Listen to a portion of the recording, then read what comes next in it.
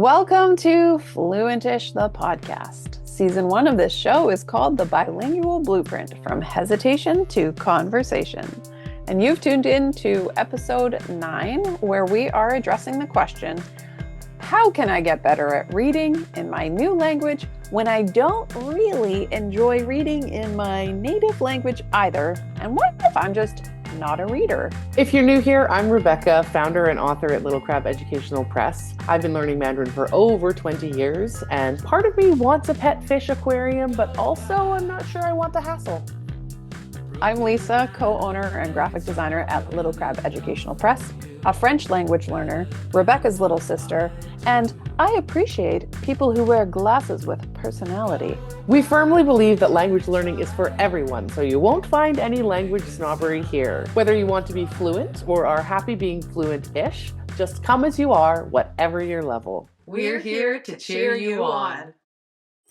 This episode of Fluentish, the podcast, is brought to you by Flowdesk, our favorite email marketing tool. Flowdesk keeps everything on brand, is easy to use, beautifully designed, and seamless. And Flowdesk does not punish you for growing your business. Start for free and then enjoy unlimited emails and subscribers for one flat rate. Get excited for powerful yet intuitive and affordable email list building. Use the link flowdesk.com/c/littlecrabpress to get 50% off your first year of Flowdesk. Okay, Rebecca, as our resident CELTA certified language teacher, what would you say to the question, how can I get better at reading in my new language when I don't really enjoy reading in my native one either? And what if I'm just not a reader? Okay, one might also want to ask, do I have to read to become fluent? Can't I skip that part? The answer is technically yes. There are a lot of people who are illiterate, but one would still consider them to be fluent speakers in their mother tongues. So first we need a reality check on how important reading actually is. Reading to newborns. Even before a child can understand words, reading aloud helps build listening skills and exposure to language patterns. If you want to pass on your second language to another generation, your hard work will stick better if you can read to your kid. When it comes to reading and brain development, listening to structured language in books versus casual conversation helps babies and young children form neural connections related to language acquisition. Books are an invaluable learning tool for providing structured content, making it easier for parents to speak and interact in the target language. Reading supports other language skills. It aids in vocabulary acquisition and grammar comprehension, making it a foundational skill for advancing in a new language. Fun tip! If you just want to be fluent-ish, you can pick up a language just to read in it. This is especially true for classical and ancient languages like Sanskrit or Biblical Hebrew or classical Chinese. There are also languages of scholarship, such as modern European languages, which are languages that were historically dominant in academia and are still often required for graduate level research. For example, German. It's still a requirement in many humanities and science PhDs due to the volume of historical scholarship. And there are other specialized or historical languages such as Old English, Middle English, hieroglyphic or Demotic Egyptian, Akkadian, or Old Norse. In many of these cases, pronunciation is reconstructed for reading purposes, and active speaking is not the goal. Instead, scholars prioritize reading fluency, textual interpretation, and contextual understanding. Now that we have established why reading is important, let's look at why you might have soured on reading early on. We've covered this in one of our past blogs, actually, which is available on littlecrabpress.ca. It's called 3 Crucial Keys to Raising Kids Who Love Reading. So key 1 is you have to find your preferred format for reading. There are so many other forms that the written word has taken aside from storybooks and novels, such as poetry, chapter books, short stories, novellas, graphic novels, comic books, essays, magazine articles, and more. Keep in mind that sure, maybe you hate poetry in English, but that doesn't mean you won't love it in your second language. And the same goes for any other genre and format. I never thought about that. It's cool. There are, I can't say that I've gotten into Chinese poetry because it's definitely harder to understand than conversational Chinese, but there are certain poems in Chinese that I really love And it's Mm. really fun to recite poetry in your second language. Hmm. It blows people's minds. It makes people think that you're Right. better at the language than you really are. Yeah, yeah. And it's, especially if it's rhyming too, that's always kind of fun. Yeah. So it's worth checking out all of the different formats because Right. really it's just not the same across Yeah. different languages. So you got to be open-minded. Well, and I think the utility of, like the example I've talked before about our seven language skills daily study strategy tracker, and the fact that we had put an example of take one piece of information and build on the language skills throughout the week with that Yeah.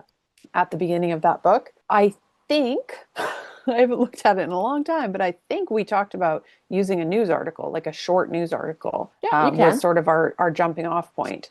Mm-hmm. So not only is it like, I think what you were talking about in terms of our focus in that key point in that blog post was about teaching children to read for pleasure. But when it comes to your additional language, if you can be open to different forms of written word, Mm-hmm. then that's the reason I use the word utility is like you can utilize it to build, a week's worth of study skills if you want to say, okay, like today I'm going to read a news article and then I'll continue on with the other skills throughout the week sort of thing. Mm-hmm. If you're, oh, the news isn't interesting to me, maybe it's a magazine article instead. Or Mm-hmm. maybe you're like really nerdy about frogs. So you could read an encyclopedia entry in your target language about frogs, Yeah, and yeah. use that. So if you can be open-minded about different forms of written word, that could also just serve to kind of buoy your other language skills Mm-hmm. without kind of stagnating. Because there are, like you listed a whole bunch of them. There are so many. I think a lot of people think books, so Mm-hmm. children's books and novels. No, Like if you're not a yeah, big reader, if you're exactly. just not a reader, quote Yeah, unquote, then yeah. it can be easy to kind of like mistake the idea that there are fewer options than there actually are. Yeah. Well, also part of my teacher training involved talking about, we were advised to bring in realia, Oh, which, yes, realia, which is is, that anything which, like flair? pardon? Is it anything like flair? We were, Sounds like yeah, we had regalia. to bring So in pieces of flair. yeah. Um, no, so realia is anything that's in the target language, but kind of like from the real world. Okay. So brochures, menus, I suppose newspapers, but anything that like a native speaker living in an environment where your target language is the community language, anything that they would pick up. So could be Hmm. like a grocery store flyer, things like that. Right. And those are great ways to work on your reading because they're effective for example, if you were to pick up like a menu, but it's, if you're learning Italian in North Uh-huh. America and this is a menu from, Milan, it might Hmm. make you sad because you can't eat the food. Right. But it would have like maybe limited usefulness to you. But if you're actually in an area where your target language is the community language, Right. then it's very easy to pick up realia that is completely related to your everyday Totally. life and completely useful. Yeah. So it's Well, just that most of the time realia isn't something that's going to be long form. So sure. What's interesting about that, though, is I know in a previous episode I mentioned my listening practice that I've been listening to this. It's like 15-second dialogue, and then the person talks about it for a few minutes, and then they right. play the dialogue one more time. And I'd had that like light bulb moment of that random episode where they were talking about a cake a whole bunch, and I just happened to have gone through a whole unit in my app that taught me all of that language. So what could be very useful there is like you were saying, it's not going to be very long form and it's not going to be very like universal. It'll be pretty specific, but that actually, if you are someone who gets overwhelmed or you need to like bite size things a little bit, Yeah. if you are like a a, a spa menu, you're gonna learn words for colors if there's if you're talking about nails or whatever it is. Like, Yeah. you know what I mean? But like Yeah. it gives context Facial around what versus the foot words are. massage versus, yeah. Yes. It gives context around what the words are for. Yeah. So it kind of makes a bit of a manageable, Yeah. Puts them in bite-sized context. chunk. Yeah. Yeah. Yeah, Exactly. exactly. Key number 2 is if you don't love the subject matter of stories that are offered up to you to read, you have to keep looking to find the niches that make you feel like they were written for you. Hot tip, don't sleep on one important thing. Nonfiction books. We have an older brother who always did really well in school, and one would sort of think that he would have been like a voracious reader, but actually he doesn't really enjoy reading except for like small print magazines of like Architectural magazines. architectural magazines. Yeah. And that's, essentially it's nonfiction. So that's kind of the only thing that he does long form reading with. Whereas I was like obsessed with absolutely devouring novels from about age 8 until like, well, I would say now, except it's been a long time because whenever I have time to read, I read Chinese and I read little bits and pieces at a time because it makes me fall asleep. Yeah, there you go. It went Archie comics, Ramona, Mm-hmm. Anne of Green Gables. Yeah, It just exactly. took off from there for you. I think it was actually Ramona and then Little House on the Prairie and then Anne of Green Gables. Oh, yes.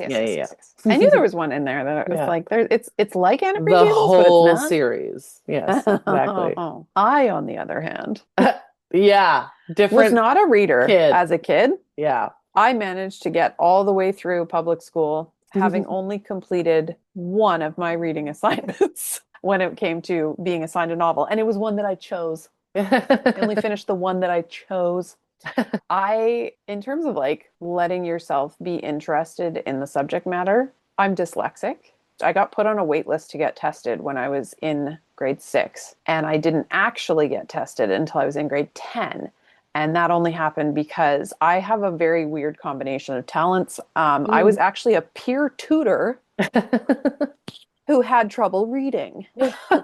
Because I was a peer tutor, the teacher at our middle school who ran those programs noticed how much trouble I was having in some areas of school and then how much I was excelling in other areas. And so she actually accelerated my testing. I don't think it would have happened without her. So I'm really grateful for that.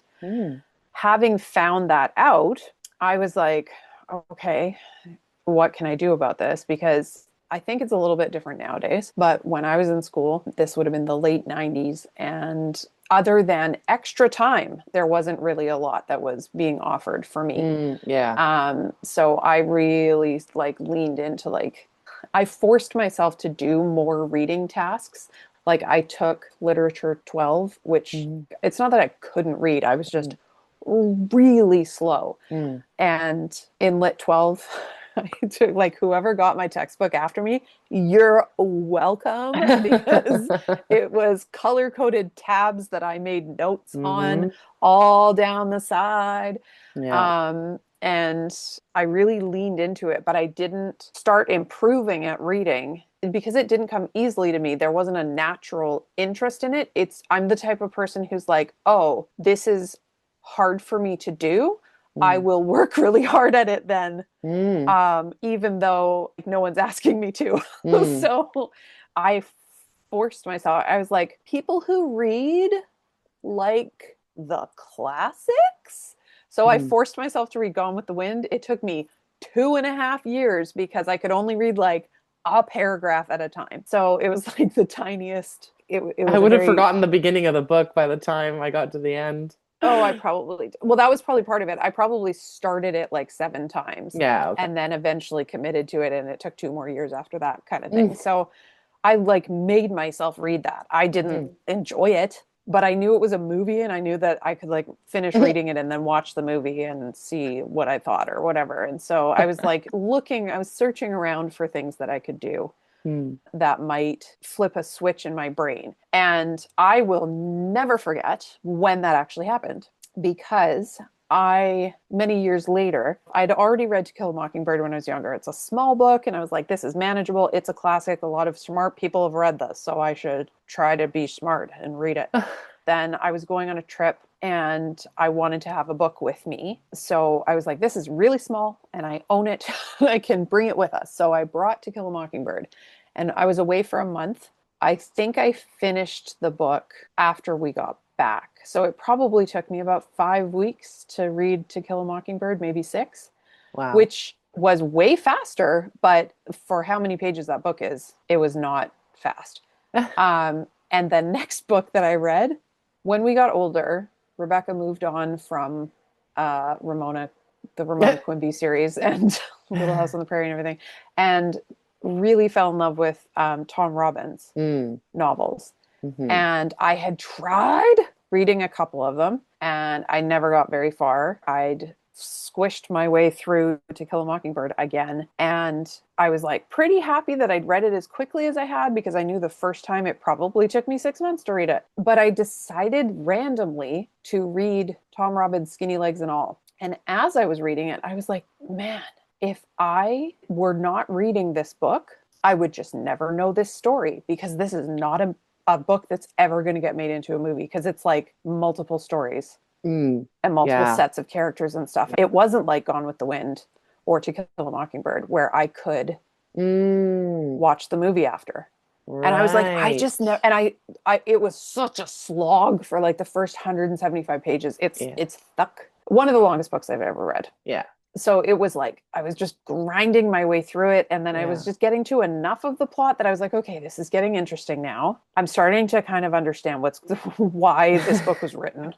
Yeah. And then I hit a point, something clicked in my brain where I was like looking forward to reading it, because I wanted to know more about what was going on, because I was getting into a rhythm where I was reading it fast enough that I didn't feel like I had to go back and read the last couple of pages before I could keep going.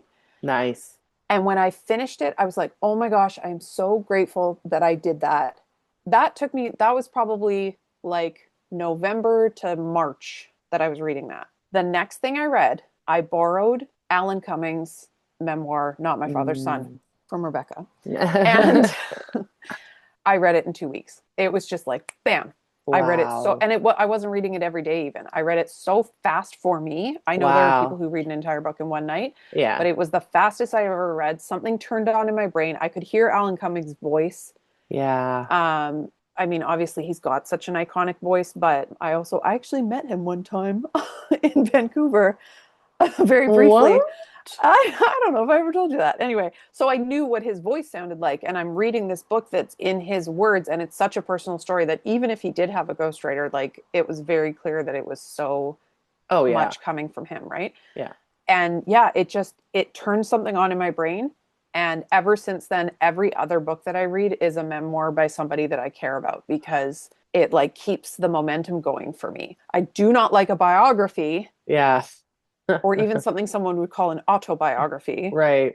But a memoir is like absolutely like a groove for me. And I don't know if finding that earlier would have made a difference. Yeah. But that was the first one I ever read. And that is so cool. Yeah, I've read a few. I'm sorry, this is a very long-winded story, but this does actually lead into key 3 from the blog post, I promise. I think it's important for people to hear the story of somebody who's, I mean, I'm not going to say overcome dyslexia, but certainly overcome it stopping you from doing important things. And now I read for pleasure. Yeah. And it's actually pleasurable. It's not me being like, I should read. Yeah. That's amazing. I used to be that kind of person that like people always, smart people would be like, what was the last book that you read? Or what are you reading right now? And I would have like 6-month gaps between reading things and be like, I don't remember the last thing that I read. Yeah. But now I'm like, I have a stack of books on my nightstand that I'm working my way through, and I'm always in one of them. So it feels really good to have felt like something was important and worthwhile, and then worked at it long enough and come at it from enough angles that all of a sudden something just unlocked in my brain, and I can take in information a lot faster than I used to be able to. And it does make me, Rebecca got me a novel in French. Oh, yeah. French novel for Christmas. And I was like, thanks, a project. But now you don't have to read it. I've been watching one of the French TV shows that my friend recommended. And so the degree to which I'm looking forward to watching that makes me now feel like, okay, maybe I could look forward to reading the book. Yeah. I mean, So we'll it see what might not be a happens. good book. I got it from a little free library. She knows Yeah. that. It's not. Yeah. I would buy you a French novel. I'm not a cheapskate, but I just happened to I find it and don't thought of need you you. to. Yeah. Yeah, It's fine. exactly. Yeah, well, the whole thing about working hard at something and trying to get to the point where it's pleasurable sounds kind of familiar. Like maybe people who might want to learn a second language, uh, and Yeah, maybe actually, they yeah. need to listen to a podcast to keep their momentum going and their Oh, if motivation. only we knew of If one only there was a we could podcast to recommend. help people figure out how to push through mental blocks about Plateaus, these things. mental blocks. Yeah. Yeah. Offered shifts in perspective, researched, but Mm. also Personal, casual and personal stories as well. just, someone to cheer you on. Yeah. And be relatable.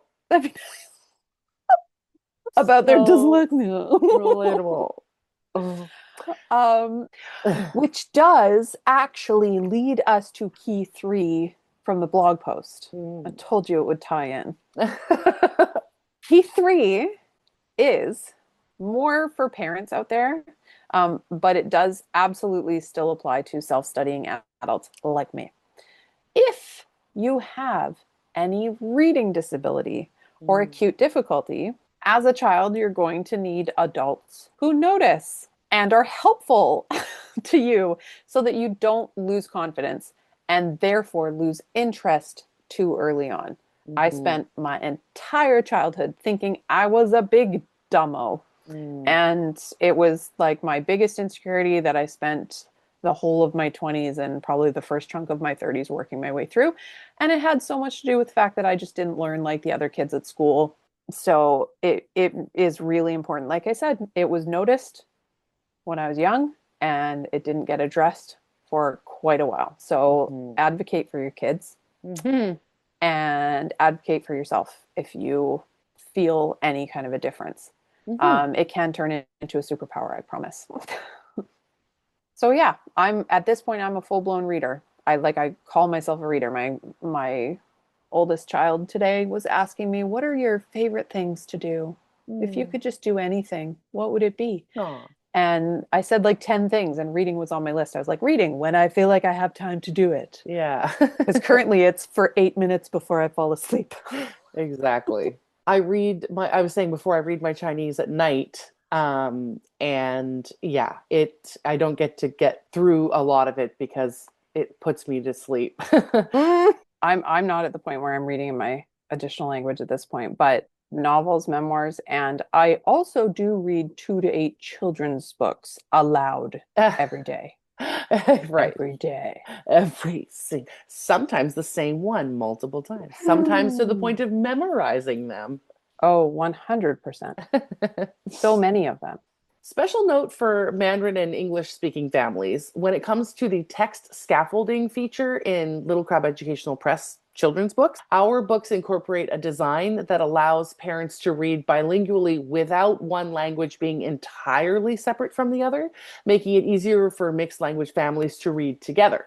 So in a family where maybe the mom is Chinese and the dad is a Westerner trying to catch up with his kids, Mandarin level, with our books, that dad and his child can read together and the dad won't be completely lost. So you can give mom a break. Another thing you need to know is the difference between extensive and intensive reading, so you can set your goals accordingly. Extensive reading involves reading large amounts of material at a comfortable level to build fluency and enjoyment. Learners select their own reading materials, focusing on general understanding rather than detailed analysis. This approach emphasizes reading for pleasure and overall language exposure. You can read at or just below your current level, and it can be massively motivating to read a large volume of text, even if it was easy text. Because as we've said in the vocabulary episode, which was episode 7, you never know when or how a new word is going to pop up. And when the new word is surrounded by tons of words you already know and is plopped into a context in a story as opposed to being from a vocabulary list, that will help it stick better. Intensive reading is close examination of shorter texts to understand specific details, vocabulary, and grammatical structures. It's the method often used in classroom settings to develop precise comprehension and language accuracy. The reading material would tend to be at or just above your current level. Both methods are valuable in language learning. Extensive reading enhances fluency and motivation, while intensive reading develops detailed understanding and analytical skills. Bonus, reading books is physical. You can literally stack your accomplishments, unless you are using a tablet, but you get the idea. It's different than speaking, which is ephemeral and not so easy to quantify. If you've improved your reading, you can literally prove it with a simple visual. Your tower of finished stories. We have some other blog posts that go deeper on literacy for children, for yourself, reading, and also get into the idea of learning an additional language. So you can check out from November 2024, 5 ways to help your child hack word translation in any language. This article offers a number of practical strategies to assist children in navigating conflicting word definitions during translation. This info aims to boost confidence in extensive or intensive reading. And the second one I want to mention is, and surprise, if you are watching this on YouTube or the video version on Spotify, you will notice that my background has changed. I'm upstairs in my house now. We record at night and my husband needed to go to bed. Okay, the blog post that I want to tell you about is 6 awesome ways to stretch your kids' storybooks. This is from January 2023. This blog post offers 6 creative, low prep ways to stretch the value of a single storybook into an engaging, literacy-rich experience. And low supply, too. You don't need a whole bunch of other... It's not just low prep. It's like you can... That part. Yeah. Just use the book. Just the book. One of our suggestions involves more than just the book, but it just literally is a pen and paper. Yeah. From vocabulary building to reading comprehension strategies inspired by Adrian Gear, it's packed with ideas that boost connection, language skills, and attention spans, especially for busy families raising bilingual or multilingual kids who just don't have the time to develop these strategies from scratch. And that brings us to a little segment where we highlight something in language learning culture, or the like that we love or just want to go away. In the spirit of our respective second languages, we call this segment "Oh la la" or "Boo boo boo." If it's something we love, we'll give it an "Oh la la," but if it's something we want to put an end to, we'll just give it a "Boo boo boo," which means no no no in Mandarin, but also conveniently sounds like boo in English.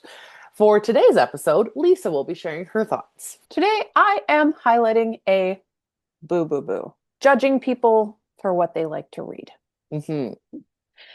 This goes for kids and grown-ups. You know, Rebecca mentioned our big brother and the fact that he doesn't really read a lot of fiction. I know he reads blogs. That's another one we didn't say earlier, I don't think. Oh, yeah. And then my husband's working his way through memoir himself, but he has been more into graphic novels and comic books even as an adult. So, you know, we shouldn't judge people for...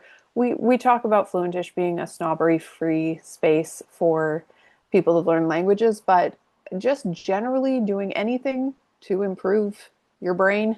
Yeah.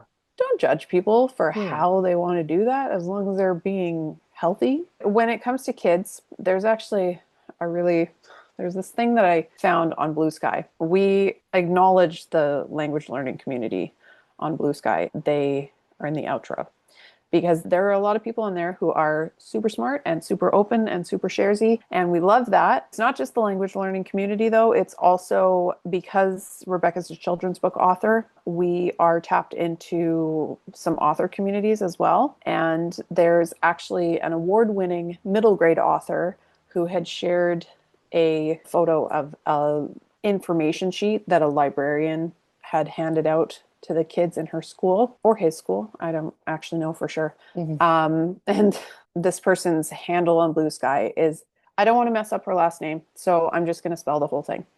At ADRIANNACUEVAS.bsky.social was the one who I found this thing from. This is something that ticked me off. Her comment was just oof. And when I read it, it was literally a photo of this handout that a librarian had given to the students in their school that classified dessert books only allowed one at a time, have to have checked out a nutritious book as well. Those were some heavy air quotes for anyone just listening on the audio. The dessert books listed with bullet points include all graphic novels, Captain Underpants, Diary of a Wimpy Kid, Dork Diaries, drawing books, joke books, Bad Kitty, Seek and Find books, and Bad Guys.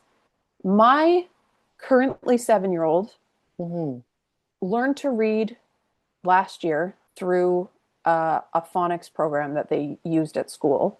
It worked great. Thank goodness he's curious about reading because his parents weren't at that age. And he now has read every single Dog Man, every single Cat Kid, every single Bad Guys that's available. And I literally can't keep enough books in the house. We go to our public library as often as we can. There are not enough series on the planet for him because truly we will come home after having picked him up from school, gone to the library.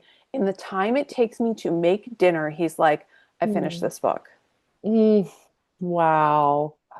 That I read one book from start to finish that wasn't an Archie comic. Yeah. Between the time I was 0 and 17 years old. Yeah, wow. One book all the way through. And this child has probably read 50 or 60 books this year. Wow. So let's not judge people for what they like to read. If you have a kid who loves reading anything, just celebrate it. And if you're a grown-up who wants to read, let's quote Lainey Louie and say low classy materials, you know, something a little, you like a little trashy, you know, you want to read a gossip mag, whatever you're reading. Don't judge people for what they get pleasure from. Or what they're doing. Read celebrity gossip in your second language. There you go. That's a whole other the only excellente niche. I would say back to this is like I could sort of see the search and find books being like if they don't have words on them. If it's like find the picture within the picture or whatever. But also search and find activities are exercising a part of the brain that is right up against or the same as, and don't quote me on this exactly, but I do know that it's beneficial for example, if you are proofreading, because it's helping you find mistakes. And with grammar exercises, a lot of the time you do error correction and like spot the mistake, you know? So that even something like a search and find book isn't necessarily completely useless when it comes to reading skills and other skills. I would argue that if you are allowing your child to engage with a book that is giving them a positive association between themselves and books, then you're winning. Keep doing it. Yeah. Let them keep doing it. Totally. Yes. And if you're a grown-up and all you want to read is trashy magazines, you're a grown-up. You get to do what you want. This show is sponsored by Shopify. Launch your online store and support Fluentish at no extra cost to you. With our exclusive Shopify affiliate link, you can start with a 3-day free trial, then enjoy Shopify's powerful features for just $1 a month for the next 3 months. By using our link, you gain access to Shopify's robust tools and features, and we earn a commission that helps us continue creating valuable content for language learners like you. Find the link shopify.pxf.io/Fluentish in the episode description. It's a win-win. So now we're going to love you and leave you with our last segment, your Joy Builder. Before we go, we want to leave you with a quick recap, a foundational nugget that should serve as your focal point of what you take away from this episode in order to continue to build open-mindedness as a language learner. Whether you're passing on your heritage language to your kids or learning one yourself, books provide accessible, repeatable content that helps reinforce vocabulary and grammar naturally. But here's the key: don't limit yourself to traditional storybooks. Explore formats you may have overlooked: comics, essays, novellas, nonfiction, or even poetry in your target language, or trashy magazines. You might discover a passion you never had in your first language. The magic happens when you find reading that feels like it was made for you. So stay curious and don't give up until you find your reading home in your new language. If you found value in today's episode, you'll find show notes and links at our website, littlecrabpress.ca, which is also home to our little freebie library, and so much more. If you haven't already subscribed, make sure you tap that button to keep on breaking new ground in your language learning. Lastly, please take a moment to review the show on your podcast app, or to send this episode to someone you think could use it. It all helps us continue to build a safe space for the fluent and fluentish that is free of snobbery and filled with joy. Okay, I was like, what? Okay, sorry. That's not remotely accurate. Yeah. I had a different top on, but it would have been like, and German, sausage company brochure or something like that. like you do. Yes, you do. Oh. Just bedtime reading.